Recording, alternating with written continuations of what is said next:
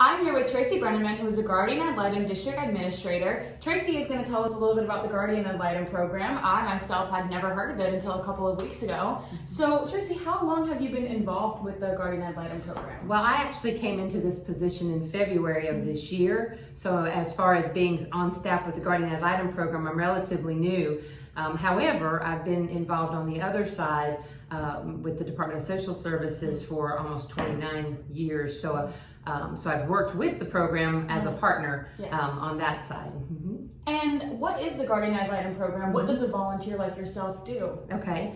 Well, the Guardian Ad Litem program is designed to recruit, train, and support volunteers who represent the best interest of children in court. So basically what happens is if a child has been abused or neglected and the Department of Social Services files a petition alleging that abuse or neglect, then the court appoints one of our volunteers to represent the child in court. And so they do an independent assessment of the situation. They determine what they believe is in the child's best interest in terms of their well-being, in terms of their permanent plan, and they present that information to the judge in a court report, and then they also testify to what they have found in order to advocate for what's best for that child and also what that child wants.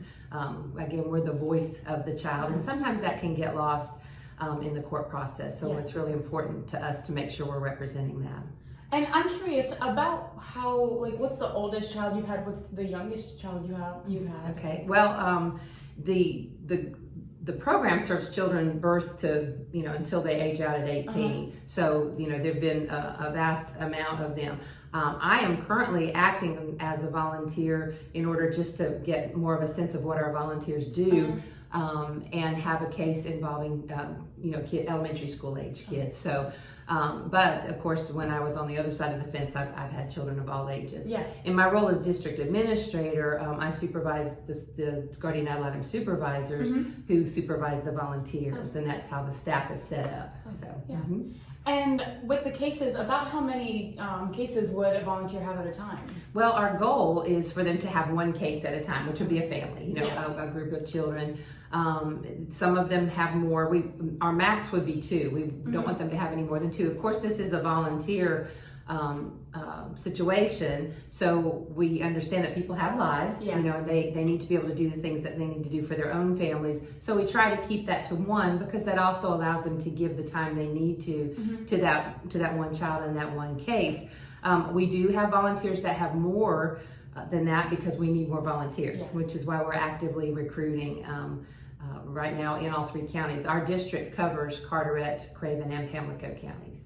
And how, you said you're looking for volunteers, how can people get involved if they wish to get involved in the Guardian Ad Litem program? Absolutely. They can go to volunteerforgal.org. That's the state website. There's all the information about the program is there, as well as a place where they can actually go ahead and apply to be a Guardian Ad Litem volunteer. And that starts the process. Once we get their application, we set up an interview. Right now, everything we do we're doing virtually because of COVID. So we are able to interview folks virtually. Our volunteers are continuing to advocate for the children through virtual contact. They're not having face-to-face contact right now. Again, for safety reasons, but they are continuing to advocate in other ways. So, through WebEx, through Zoom, whatever they need to be able to check on those kids and make sure that, things are going well for them. And then once we do the interview for our folks, we do have a training process, as well as we check references and backgrounds, of course, because I always say this isn't your average volunteer role. It's not like going down to the soup kitchen, although that's wonderful. But it's we're making decisions that impact children's lives forever. So we have an extensive screening process. The training that we provide is about 30 hours. Again, we're able to do that virtually right now, so that's great. And then once folks successfully get through that process, they're sworn in before a judge and they're able to take a case and start representing kids. Wow, that's great. It sounds like a lot of work goes into the program that the volunteers do. Absolutely. And I'll put the link to that website in the description box. Okay. And I'm curious, you spoke a little bit about how COVID has changed the contactless interviews and such, but with the court systems changing, is that affecting the whole program? Well, at one point, a lot of our hearings were getting continued, which, you know, is tough because, you know, our kids are in foster care. One of the reasons the Guardian Ad Litem program even started was because back in the day, kids would come into foster care and basically stay there. You know, their cases weren't getting heard timely. There wasn't anybody really advocating for them. So the Guardian Ad Litem program is, you know, is dedicated to making sure that these cases do move forward in court. So, you know, having to continue those has been tough. And now we are, you know, having hearings again. And those hearings can happen, you know, through WebEx for our volunteers, so they can still participate just like they would normally. They just do it, you know, virtually. Okay. Yeah, it's great to have technology allows absolutely us to continue things. Yes. So lastly, I just wonder, how does the Guardian Ad Litem program benefit the community? I'm sure there's lots of ways that it does that. Absolutely. One of the wonderful things about our program is because our volunteers dedicate so many hours, those the money that the state would spend, you know, on paying someone to do what our volunteers do is pretty exorbitant. In fiscal year 2018-2019, we saved the state $13.52 million. When the program started, it was all operated with attorney advocates for the kids, and they realized that we could train volunteers who actually have a really unique perspective. You know, they bring such a diverse background and really are able to see things in a different way, uniquely from everybody else that's involved on the case.